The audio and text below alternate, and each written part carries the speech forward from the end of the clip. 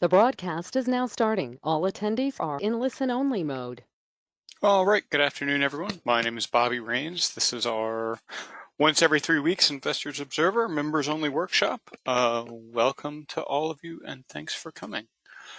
This is our agenda for today. We're going to look at some charts. We'll talk about what else is happening in the market and the economy. And then the rest is member-driven content. We'll look at what's hot right now.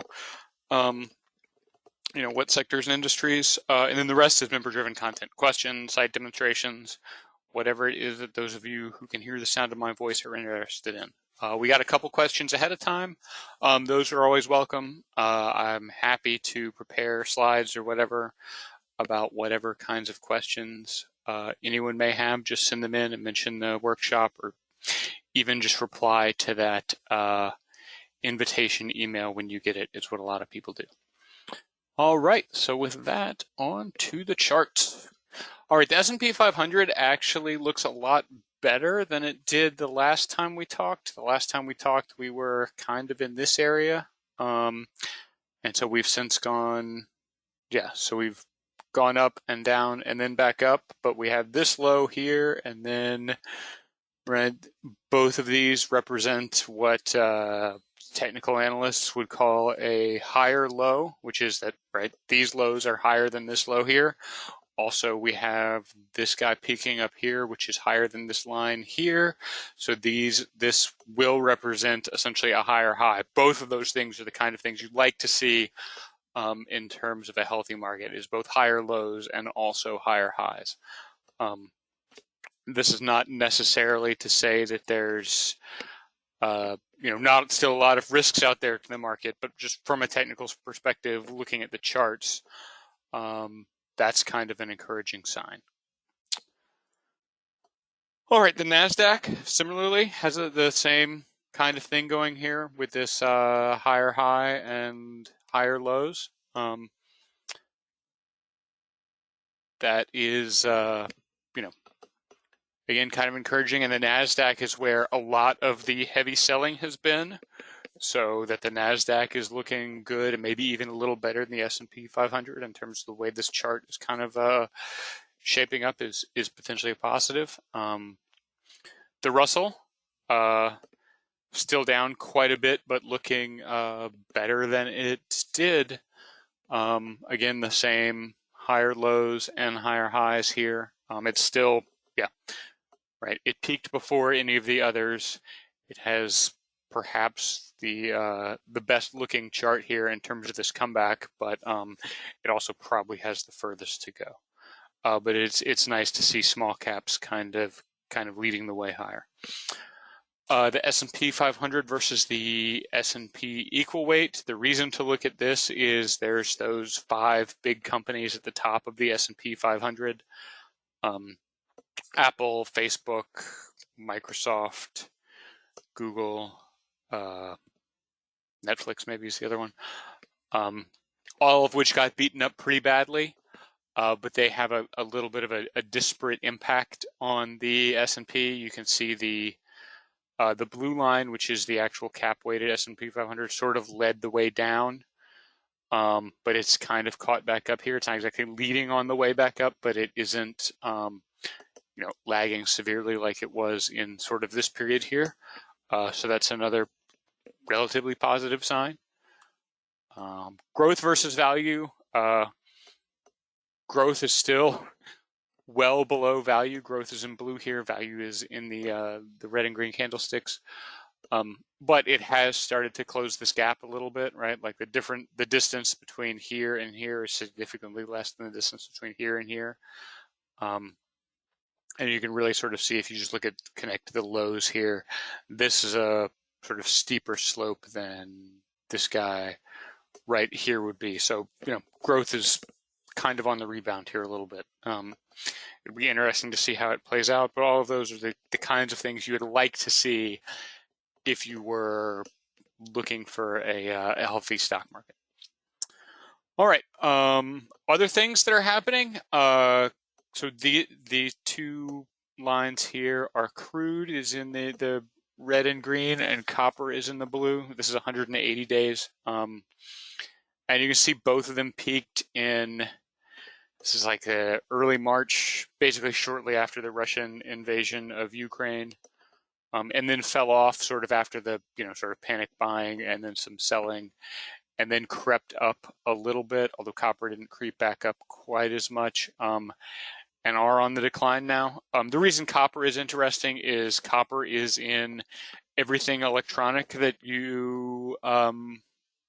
basically everything electronic, which is a huge part of our economy. So unless it's literally food or a few other categories, copper is probably involved. So in terms of inflation impacts, certainly cheaper copper helps. And yeah, everything, including food, has crude oil as an input to the price. So seeing crude be sort of well off the highs here is also positive as far as just the inflation outlook.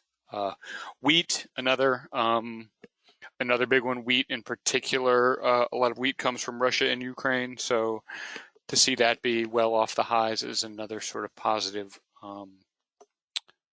sign there. All right, the sectors and industries that are hot right now changed a little bit this time around. Not much. Energy remains at the top with coal, oil and gas, exploration and production, and drilling still at the top. Thermal coal is largely there because natural gas prices are high, so coal power plants are getting more use. Oil prices are still relatively high. I mean, they're obviously off their highs, but they're relatively high. I'm a little surprised the refiners aren't up here because the difference in price between crude oil and gasoline is pretty wide right now, which is where refiners make their money. So those, yeah, they should be doing fairly well right now. But yeah, those are the three at the top there. Utilities, this list didn't change. That to me looks like people are worried about a recession kind of play in terms of the stocks people buy when they're worried about a recession, right? Like these companies tend to pay dividends. They're relatively stable. There's not a ton going on with them, right? They're unlikely to double in any short term, but they're also unlikely to be cut in half over the short term either. Basic materials, we just looked at the prices for some things that would be basic materials in terms of copper. Crude oil falls into energy most of the time, but it is functionally a basic material. A lot of agricultural inputs also fall in the basic materials category, but here we have coking coal, aluminum, lumber, and wood products. Coking coal is used in steel making. Aluminum obviously is used in all kinds of things, and lumber and wood products also used in all kinds of things. Those prices for those commodities are all well off their highs, but are still in relatively high demand. So it's not super shocking to see that those stocks have held up well. Financial services is interesting. A couple of times ago, this was all banks. Now it's shell companies, insurance, property and casualty, and diversified insurers. The shell companies, I think, is the most interesting one. What's happened there, I think, is one, a lot of the SPACs have folded, which is what most of those shell companies are. It's just those special purpose acquisition vehicles that were all the rage a couple years ago. So a lot of those have either had a merger and, right, the company is no longer classified as a shell company. Some of them are getting close to redemption, so where they may have been trading below their sort of $10 intrinsic value, they're rising back to $10 because people are getting ready to take their $10 out. And then, yeah, property and casualty and diversified insurance. Insurers tend to do pretty well when there are higher interest rates. An insurance company, especially the property and casualty and the sort of diversified insurance company guys, tend to roughly break even in terms of premiums paid out and premiums that come in, but they make a lot of money just sort of holding those premiums in between the time that they come in and they pay them out. So it's not surprising to see that those guys would do pretty well in a rising interest rate environment because you'd expect them to earn more with higher interest rates. Consumer defensive came onto this list. I forget what it bumped off, but yeah, this again looks like essentially the same sort of play as utilities in terms of being a little bit of a flight to safety. These kinds of things typically fall into value stocks, right? Like confections is like snack food, food distribution, tobacco. Those are all safe things where demand is relatively inelastic. A lot of those stocks pay dividends. Again, they're not going to triple in any sort of short time frame, but Kraft and Mondelez and Philip Morris are also probably not going to get cut in half anytime soon either. All right, you can find this information on our website by going to under stocks, this sector and industry page. The list that we were just looking at is the stocks or the sectors and industry sorted by the short-term technical score, which should give you an example of how the stocks have traded over the past month. You can look at it for any of our 7 scores. The fundamental score tends to be very different than the short-term technical score, as does the analyst ranking. Those two, fundamental and analyst ranking, tend to be relatively close. Sentiment is going to be very short-term. It's basically how things have done over the last couple of days, whereas long-term technical looks at longer trends in the market, essentially think months instead of weeks. But that's right there. You can check that whenever you want. All right, so somebody asked, let's see, Ross wanted examples of shell companies. Let's see here, short-term technical, financial services, shell companies. Yep. A lot of these look like they're shortly after merger, but yeah, basically anything with the words acquisition corporation in the title, those are going to be your SPACs.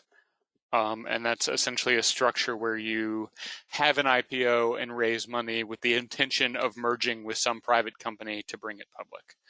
It was kind of all the rage in 2021 for a while, and that's since become much less the rage, and a lot of the companies that went public through that process have not done well.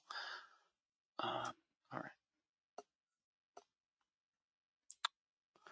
All right, what else is going on? There's a lot of recession talk, right? I'm sure everybody has heard it. The thing that's interesting to me is there'll be a headline that's like, oh, Wall Street Bank raises expectation, raises recession likelihood estimates, and some of them are raising them to like 30%, some of them are raising them to like 50%, right? So they're higher, but no higher than a coin flip is very different from like recession is imminent, which seems to be the tone of a lot of the commentary. The labor market and lots of other measures remain pretty healthy. So it's not impossible that the Fed could raise rates and force us into a recession, but it's not a thing I'm losing a lot of sleep over currently. Yeah, interest rates, inflation, and the Federal Reserve are another thing that are driving, especially stock prices right now. Energy, as we just looked at, energy and other commodity prices are pretty well off their highs. Some of that is because of those recession fears, right? Like if there's a recession, fewer people drive around, fewer people buy things, the prices of commodities, right? Like commodities are just in less demand. Some of it is also that prices ran up too high, right? Like everyone's like, oh, gotta buy oil futures, gotta buy oil. And the prices just were higher than really the supply and demand balance would dictate. And so that's one of these other things we're down. I expect that to start to show up in the inflation numbers in probably July. They didn't really start coming down until the very end of June. But that headline consumer price index number should be significantly lower when we get it in August for the month of July than it was a week or so ago when we got it for June. Yeah, the few earnings reports that came out from retail companies sort of in the tail end of last season talked about sort of having a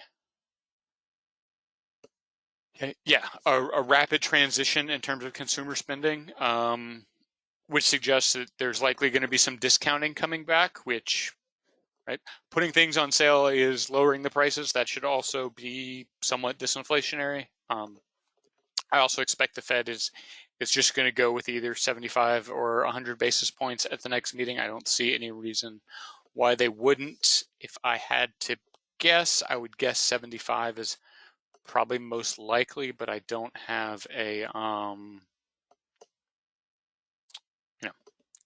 don't really have anything riding on it, and I don't have an inside line to the Fed, but that seems like it's probably the most likely to me. Earnings season, we're still very early, but there haven't been any big surprises so far. Lots of weak guidance and estimates are likely tempering the market's reaction. Right, Netflix at the end of the first quarter was down big after losing some subscribers.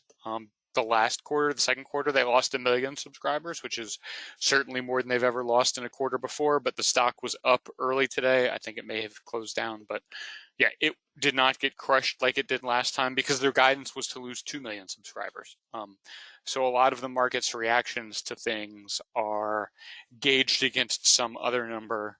And I think a lot of people expect earnings for, especially things like Netflix, to be bad. And so if you're going to be bad and not terrible, that kind of looks like a win, and the market will treat that a little bit better. Focus is still likely to be on forward guidance and recession talk. Those are the pieces that I think are most interesting, as opposed to what people did last quarter. Yeah, the recession talk may or may not pan out, but how companies position themselves is important. What I mean by recession talk is we may or may not have a recession, but how companies position themselves is important. Certainly hoarding a lot of cash can help a company get through a recession, but if you're hoarding cash, you're not investing to grow. And so it's, sort of robbing Peter to pay Paul a little bit. It can be a good thing to do, but it also is potentially a different kind of risk, right? Yeah. All right, so I saw this chart earlier this week on a wealthofcommonsense.com, which is just a financial blog that has a lot of interesting things sometimes. So these are rolling returns for the S&P 500 by 3, 10, 20, and 30 years. So if you had invested at some of these points, these would be your returns over, over those periods. So yeah, it turns out that investing at the depths of the Great Recession would not have turned out well for you. But a lot of other things are interesting. What is interesting to me here is if you look at the 30-year and the 20-year lines, they never go below 0. They're pretty well, around 10% in terms of trying to average those. Even the 10-year return dips below 0 occasionally, here, right? If you had invested at the top of the market before the 2008 crash, that would not have worked out well for you. If you'd invested in this period here, that would not have worked out yet. Basically, the beginning of World War II, that would not have worked out particularly well either. But yeah, so returns over 20 and 30 years are always positive. Obviously, this is for the S&P 500. Single stock returns are very different. But yeah, even for 10 years, the returns are mostly positive. At 3 years, you see some significant drawdowns, but again, the results are still mostly positive here. The lowest returns come from buying at the top, obviously. And so to look at where we're at now, where we're down something like 18% on the year for the S&P 500, and the high was the first trading day of the year, so that ends up being a pretty useful metric. If you didn't sell at the top, I'm not sure why you'd want to sell now, just because even on this 3-year horizon, there's one drawdown of 20%, and it was the Great Depression. I don't think anybody thinks we're going this recession that people think we might have, I don't think anybody expects it to be the Great Depression. Obviously, people didn't expect the Great Depression in 1928 either. But the point is, I think, kind of the same in that,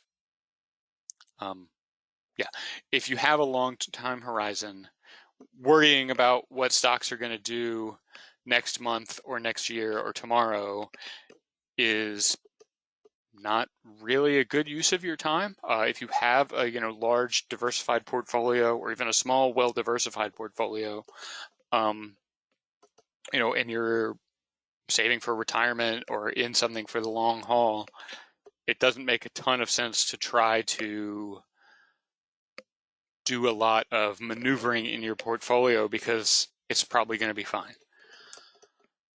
All right, in a similar vein, we got this question from Denise, who said, to protect your portfolio from the downside, what do you suggest? If you're a long-term investor, is this really necessary? I gained 12% this year and lost 12% since I didn't sell. I guess that's not all bad, but it feels like standing still. It certainly does feel like standing still, but breaking even is fine. But let's go back to the top of the question. Protect can kind of mean a lot of things, right? So hedging incurs some costs, right? Like if you think about insurance, you have to pay an insurance premium pretty regularly. And in most cases, the hope is you never see that back, right? Like I don't actually enjoy any situation where I've had to submit an insurance claim. Not just because submitting insurance claims is terrible, but because it typically means something bad happened, right? So the best possible outcome of writing a check to the insurance company is you're just kissing that money goodbye. The same is generally true of portfolio hedging. So that serves as a drag on your performance. A perfect hedge would basically, right, be something you could own that would gain $1 for every dollar the rest of your portfolio loses. But that is just a recipe to break even forever. And if that hedge actually costs you money, then you're losing money. Diversification will see some things go up and down at different times, which can certainly reduce and eliminate volatility, right? Like that chart we just looked at was the S&P 500.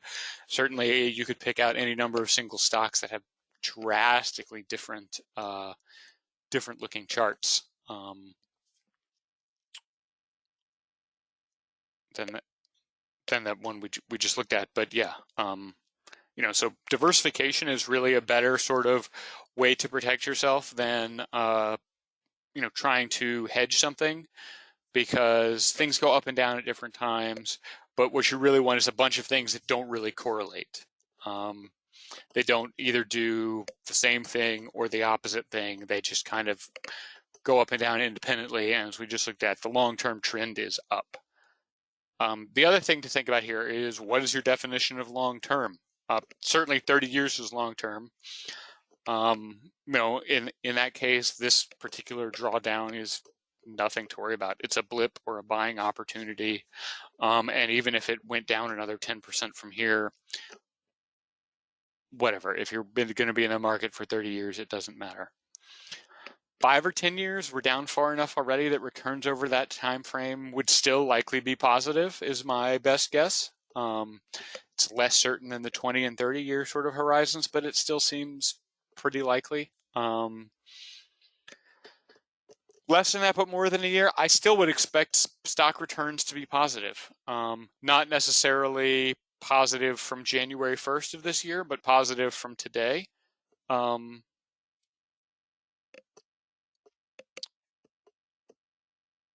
I think that's likely. But yeah, if you're talking about money that you really can't afford to lose, and you're not going to be in the market for 5, 10, 20, or 30 years, then rather than have money in stocks and try to do something to protect it, what you should do is not have that money in stocks. Right? Like stocks are risky and they have a chance to go up a lot. That also means there's a lot of, there's some chance they can go down. And so the best way to protect money that you can't afford to lose is don't do things that's dangerous with it. But the thing to remember, if you are one of those longer term investors, is gains in the stock market aren't linear.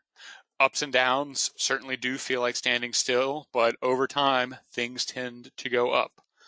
And so that is why, the stock market, long-term holding of stocks has been one of the best ways to create wealth really ever invented. All right, so this next question is, at times I struggle with emotional option trading decisions. Sometimes I tend to hold on to options that are going the wrong direction with the hope they will rebound, while also struggling to take a healthy profit in hopes of making even more. Can you comment or offer advice on any potential unemotional exit strategies in these types of situations? Yeah, I mean, the best way to do it is to have a plan. Right? So, and I have seen people keep notes even, right? Like write down why you opened the position, what you thought was going to happen. And so then as you're monitoring your position, you can mark to that, right? Like, gee, have the things that I was expecting to happen changed? Do my underlying assumptions about this company, have they changed? Things like that. Also set expectations before you open. Right, struggling to take profits is absolutely a thing that a lot of people struggle with. But based on your plan, what does a win look like, right? So figure out what you're going to accept as a win before you open the trade, and then close it when you get to winning, right? Like that takes the emotional in the momentness out of it, because you don't have to do it. You said, hey, I'm going to sell it if it gets to this. If it gets to that, you sell it. Boom, you're done. What does the loss look like? This again can help you, right? Just stop watching things bleed, which I'm sure, anybody who's traded for any period of time has also fallen victim to that. And if things aren't going according to plan, ask why. Is the whole market bad? Is it something specific to your position? If your position is a relatively long-term one, and the whole market is bad, you can maybe wait for things to come back. If it's relatively short term, you probably can't. If it's something specific to your stock and the rest of the market is good, that's another thing to watch, right? Like if your stock keeps going down and the market isn't going down, that seems less, right? Like that would certainly be something to be worried about, even if there's no news on the company or anything else to change your sort of sentiment about it. Just that fact of, boy, all the other stocks are going up and my stock sure isn't, can sometimes be a sign that like, maybe we made a wrong move here and we should get out of this. So yeah, that's my advice. But yeah, really, in terms of entries and exits, right? Like figure out what you're going to call a win, figure out what you're going to call a loss, write it down, and then do that. Is really the best way to manage those kinds of things. All right, so there's already some other questions that have come in here. But yeah, if you have questions, you can put them in the box. All right, so Ross had a follow-up. Yes, the SPAC sector is highly speculative because you're essentially buying a shell company, right? Like you're buying a company in hopes that it will merge with something else, but also the amount of money that the shell company has is fixed, right? Like that's a known amount. And so for a pile of money that you know the amount of money in it to be worth more than the money in the pile means that you're going to get a very good deal on whatever it is you buy with the pile of money, and that thing is going to appreciate over time, which, right, like all of that is very speculative. And also, a lot of companies go public through a SPAC as opposed to an IPO because they either need less money or don't want to do the disclosures that would be required in the IPO process. So a lot of times get sort of lower quality companies in addition to essentially trying to buy, $12 worth of company with $10.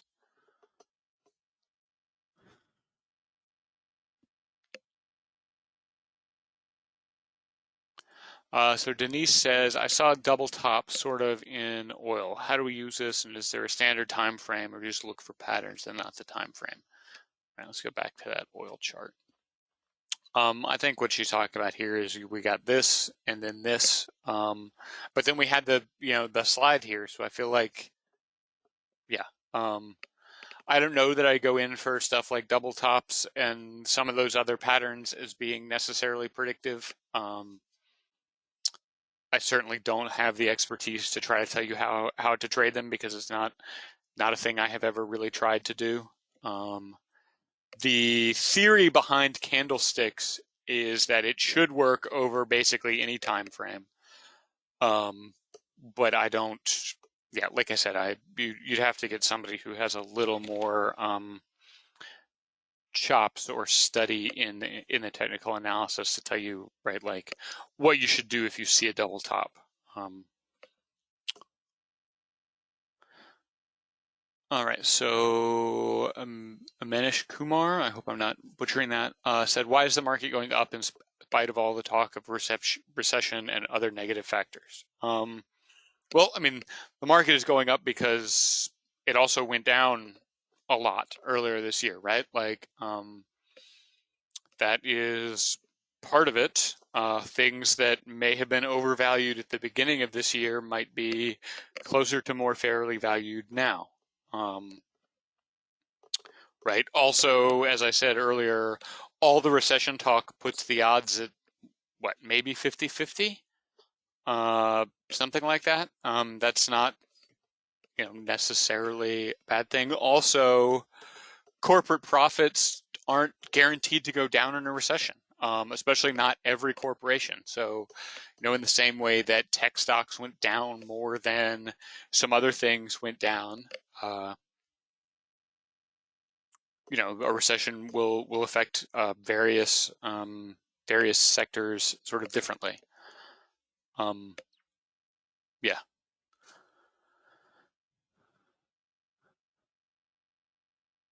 Okay, so Ross said, any comments on IBM and recent earnings? I don't really follow IBM that closely. It's not, I don't know. I don't feel like it's a big important company at this point in time. Like they essentially sell IT services to businesses. They're not a manufacturer anymore.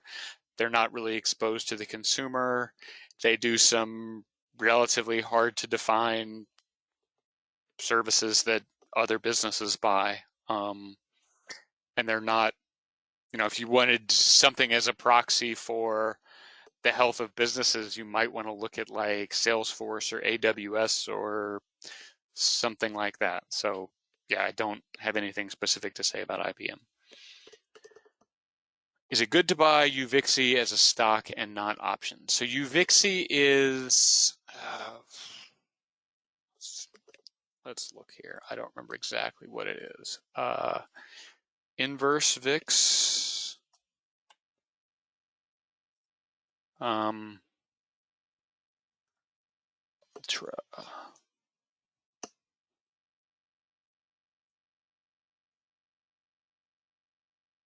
Okay, so it's not inverse. It's 1.5 times levered the performance of the VIX, which is itself levered roughly 10 to 1 on the S&P. So a lot of times if the S&P 500 makes a 1% move, the VIX can move by 10%. And so this moves 1.5 times whatever the VIX moves. This is, one, not a stock, and two, not anything anybody should own long term. You can see over whatever this time period is, it goes up and down. But because it is levered, there's a lot of expenses that are tied up in essentially keeping, right? Like you certainly wouldn't want to trade options on it for any sort of long term. But even owning it as an ETF, it just bleeds over time because there are costs associated with keeping those option positions open and rolling them. And so it's absolutely a short-term trading vehicle and not the sort of thing you want to own over any sort of long term because, yeah. And yeah, it never actually traded at 2160. It just, right, like all VIX tracking ETFs tend to have some reverse splits where they just say, okay, 10 shares is 1 share now, and that makes the older prices look a little crazy.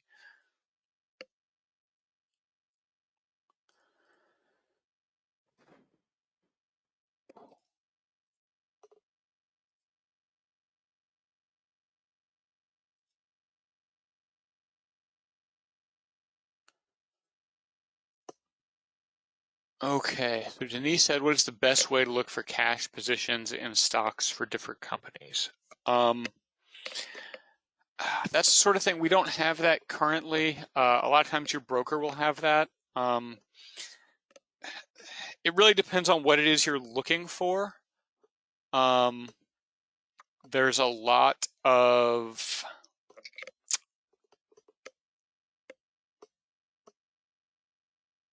there's a lot of different ways to do that, right? Like you can look at just how much cash a company has. You can look at how much cash a company has relative to their debts, things like that. But it's just how much cash they have isn't really useful, because like how much cash a company the size of Apple has versus how much cash a company the size of, I don't know, some much smaller company has, they're obviously going to be different. And so to compare those two things, you need to look at it probably as a percentage of some other thing. And so what people look at a lot of times is, if this company stopped making money, stopped being profitable today, how long could they cover their debt payments, any debt payments they have, out of cash?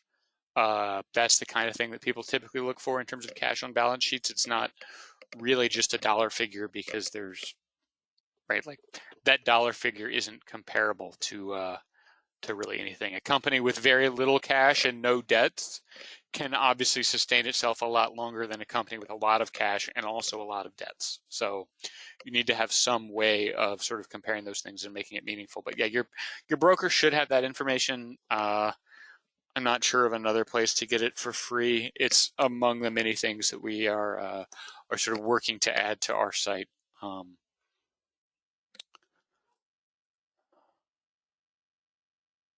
All right, so Robert says, what is a reasonably safe choice for obtaining a return on cash being held for defensive purposes for up to a year? I mean, yeah, like a bank account.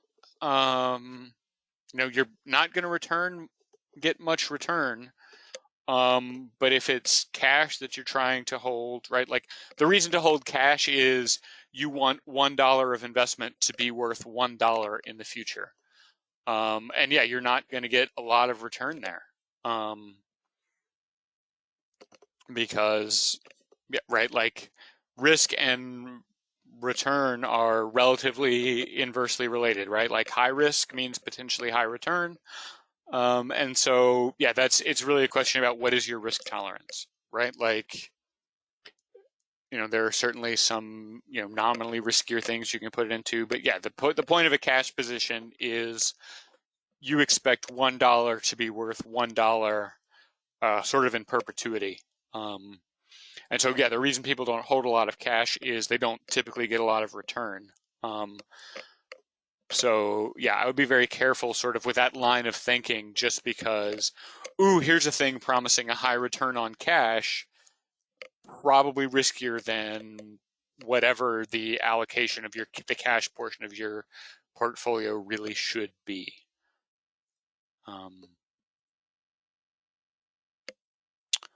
So Denise says, do you put any weight on the amount of analysts a company has? Is there a minimum number to consider?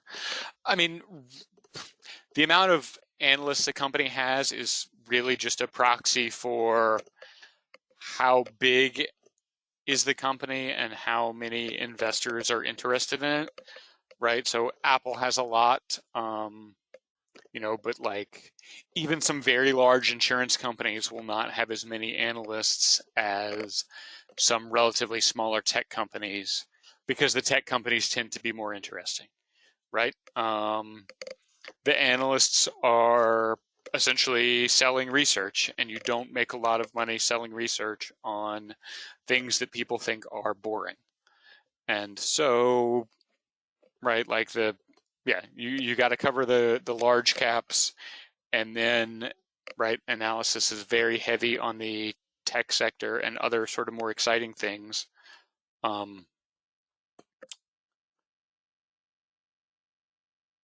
And then you get less on things like, especially stuff like insurance or something like that.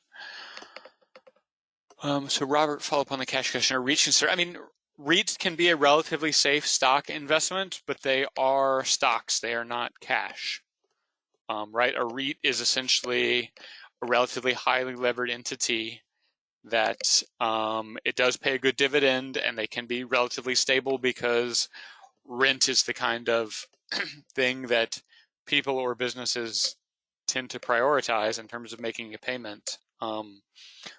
But they do tend to be levered, and your risk with a REIT typically ends up being dilution, in the sense that a REIT functions a lot like a bank, in the sense that they borrow money and then have some asset that brings in cash, and so it's really just an issue of like they're trading on interest rate spreads.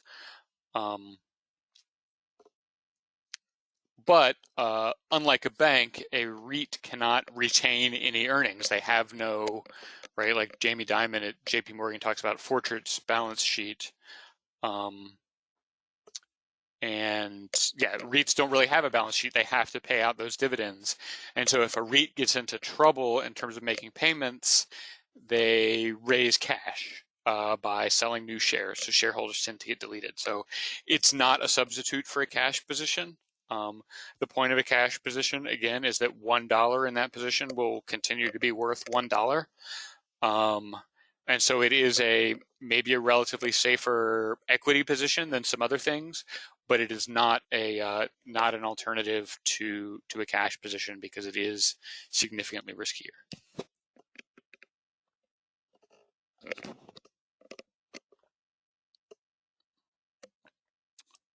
We don't have a list of recommended REITs as such, but you can go to the real estate industry or real estate sector using the the sector industry tool I talked about earlier.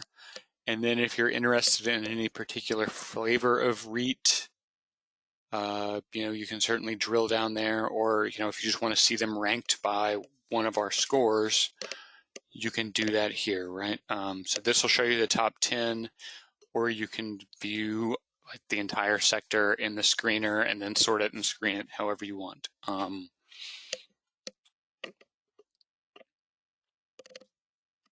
Yeah. Right. I think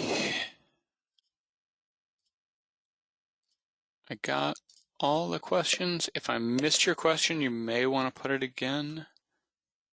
Box is kind of full.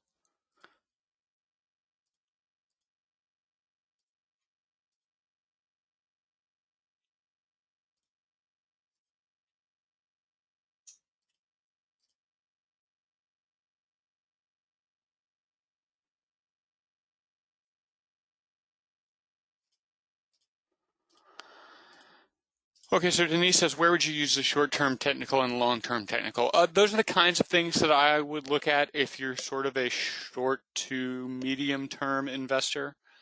Right,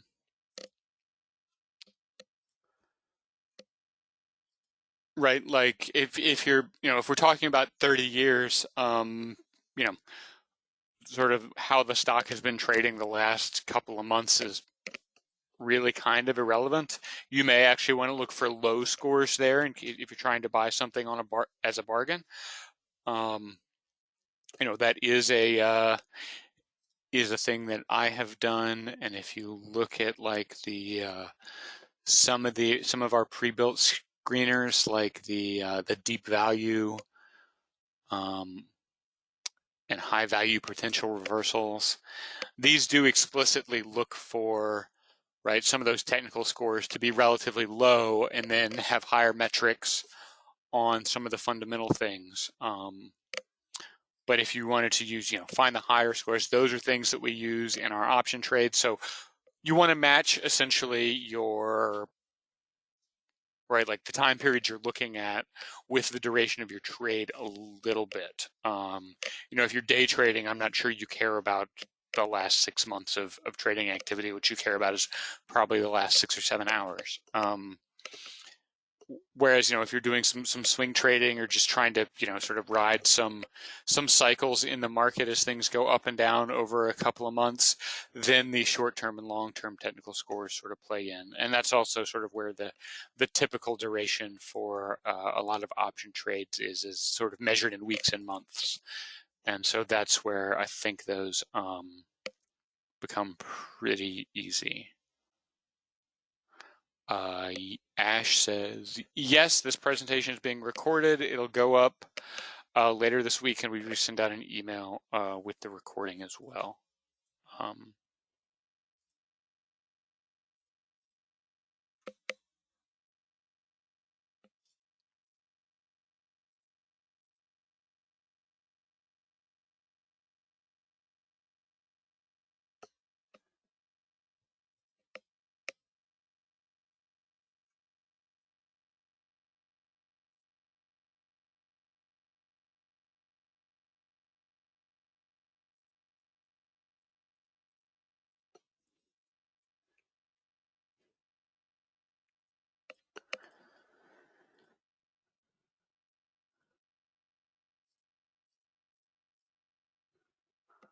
All right, we do have another question sort of being pieced in here. That's kind of what I'm waiting for. But if anybody else has a question, go ahead and put it in there.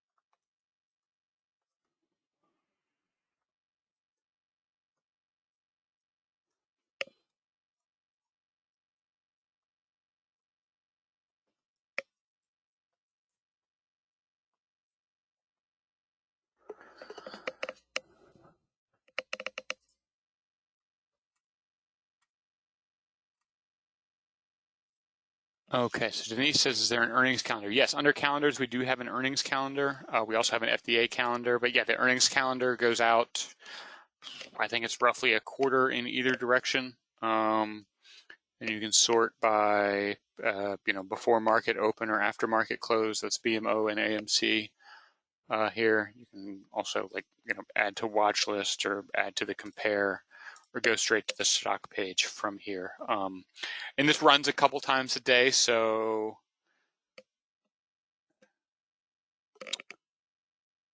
let's see here. Today's the 20th. Yeah.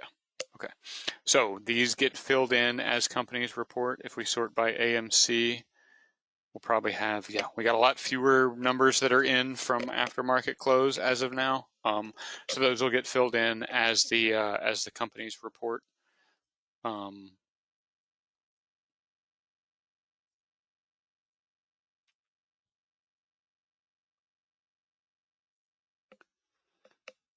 Okay, so Robert says, could you demonstrate again how to look up REITs? So yeah, stuff like that, you can go to the sector industry page. REITs are under real estate. Yeah, so sector industry is the stocks drop down. It's the bottom one. REITs are under real estate. Here's a list of the top REITs. If you want a special kind of REIT or other real estate company, the sub-industries are going to be listed here. You can also, go to the screener using that button. The stock screener is also directly linked from the main navigation.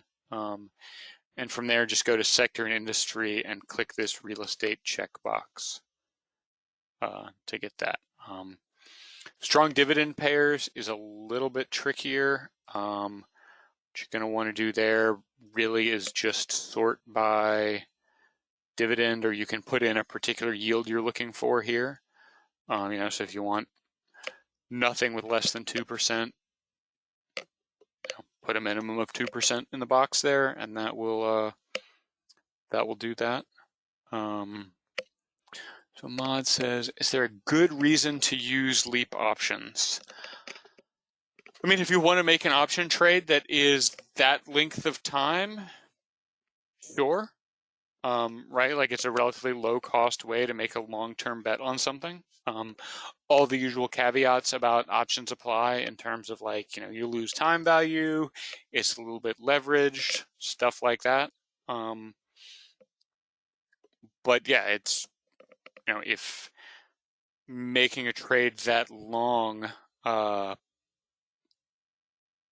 makes sense to you, then yeah, leaps are fine. So Frank says, is there a price forecast? Yes, most stocks we have. So these are aggregated price targets from Wall Street analysts. We show you the mean and then the high and the low. So this is basically what analysts expect the stock could get to over the next 12 months. What does the overall rank really tell me? So the overall rank is a combination of the fundamental score with the short-term and long-term technical scores. And really, like just as the description here says, it's a good starting place. I don't necessarily think the overall rank is the best score for any individual investor, but if you want to get an idea of sort of how is the stock doing, right, like just sort of generally how's it doing overall, I think the overall score is a pretty good way to look at it, right? So for Johnson & Johnson here, the chart looks pretty good, is what that's telling me. Right, all of our scores are percentile ranked, so it's not the best chart in the world, but also the market's been beaten up pretty bad over the year to date. So it's doing relatively better than 97% of stocks on the short term and 92 on the long term. Where it's not looking so good is fundamentals, which is things like how analysts feel about it and what the valuation metrics are in terms of like price to earnings ratio and things like that. It looks less good in that light.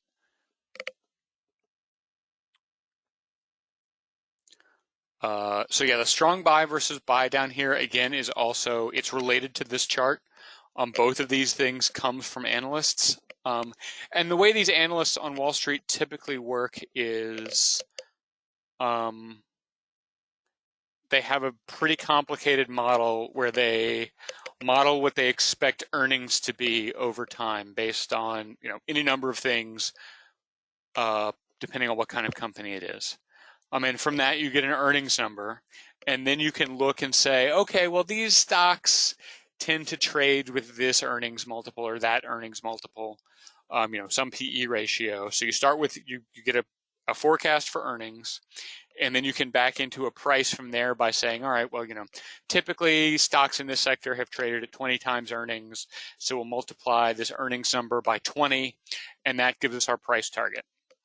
And then the buy, sell, hold is generally a function of how steep this line is.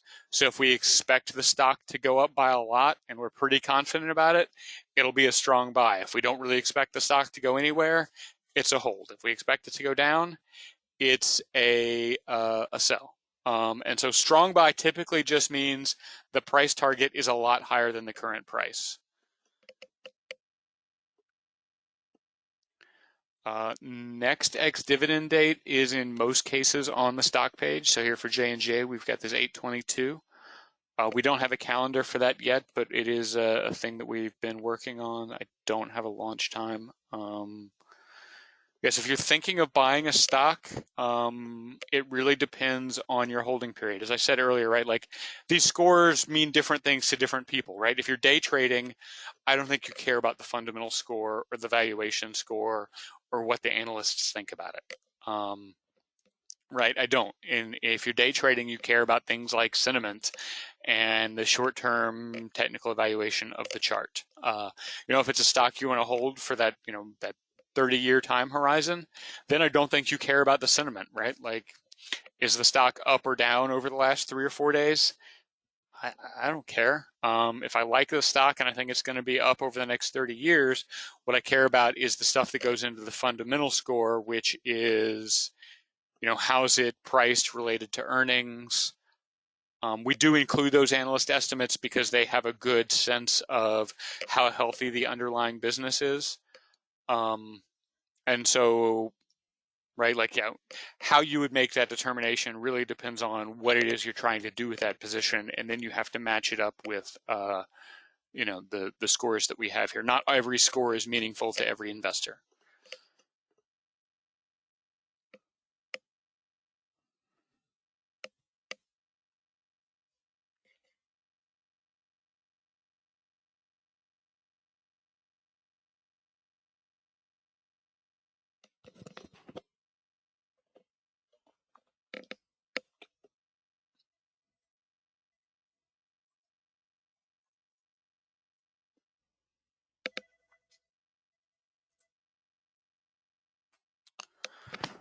All right, I don't see any more questions coming in. Thank you all for coming. Like I said, this was recorded. We will be posting the recording later this week. Yeah, the next workshop will be in 3 weeks. If you have questions between now and then, you can use this help button. We respond to most of those same day. Yeah, thank you for coming. Thank you for subscribing to Investors Observer, and I will talk to you again soon.